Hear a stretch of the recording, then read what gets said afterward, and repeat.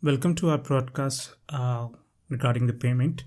This is a series of broadcasts that we are going to do in terms of the payment. So let's begin.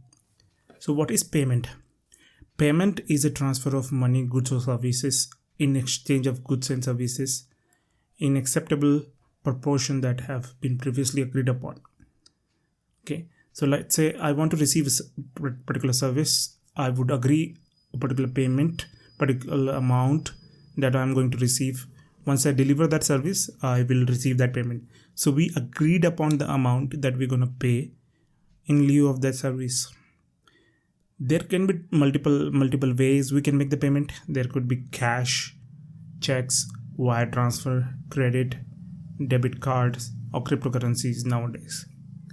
So key takeaways: the payment involved transfer of money, goods, or services in exchange of a product or service.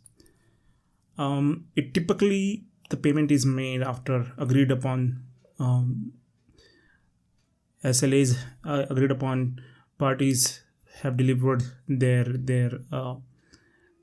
agreement commitment, and it can be made in the form of cash, checks, wire transfer, credit card and debit card, or cryptocurrencies. So simply understand the payment. Today's monetary system allows for payment to be made with currency which has simplified the means of economic transfer, provides a convenient medium through which payment can be made, or it can also be easily stored. Before the widespread availability of the currency, we had barter systems where one can exchange one good for another. So let's say I'm a farmer, I have food grains, and another person has dairy products. So in a transaction, I would make a I will make a payment in terms of wheat, and another person will make me the payment in terms of dairy product. So this is how the barter system was working till we invented currency. There are different types of payment mechanism that we have, or different types of payments that we can make.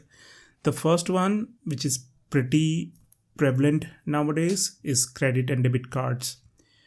So credit and debit cards are widely used for the purchase and payments. However, many business that accepts cards are charged a fee from the merchant that provides the machine and the payment infrastructure, as well as the financial institution.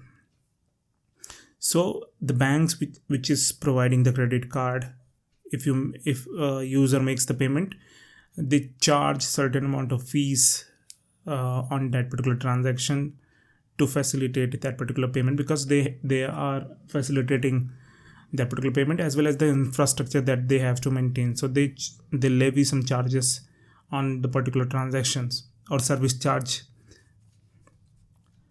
Another one is the easiest one, which is the cash.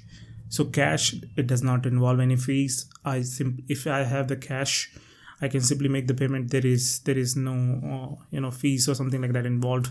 I can simply take the goods and I can simply consume or utilize goods and services, and I can make the payment. That would be the upfront transaction that would be involved. There would not be any transfer systems that is required, or any third party involved. It's just a payer and payee. Nowadays we have one more means of making the payment, which is mobile phones. The contactless payment technology that has emerged in recent years has made the payment easier than ever.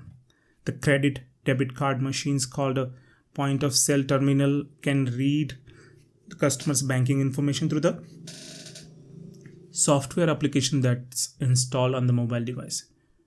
Once the phone reads the information from the POS terminal, a signal is generated to inform the customer that the payment has been made.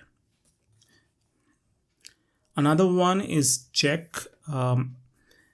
Checks have fallen out of favor over the years due to the advancement in the technologies like credit card, debit cards, and mobile phones, but it was widely used previously by the customers, by the business to make the payment, or by the merchants to receive the payments. But slowly, the use of check is declining. Another one is a wire transfer, which is widely used in US. Wire transfer and ACH payments are typically used for large or more frequent payment transactions. So wire transfer are usually used for large and bulk transactions. Suppose I have to make particular transaction every month or every day to some counterparty, so I will use a wire transfer, which is the easiest way to make the payment. It is basically used in the US, and it is used for the large transactions between large financial institutions as well as small financial institutions as well, but this may involve some large transactions.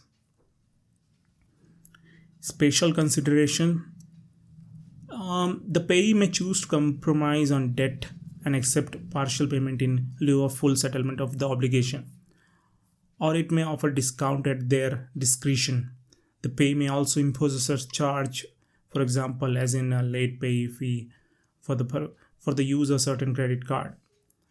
So special consideration happens when you are indebted with, let's say, for example, when we are indebted with credit card debt, and we can't make upfront payment, so we indulge in paying that multiple amount of money in installments. So it's a special consideration that we receive from the bank.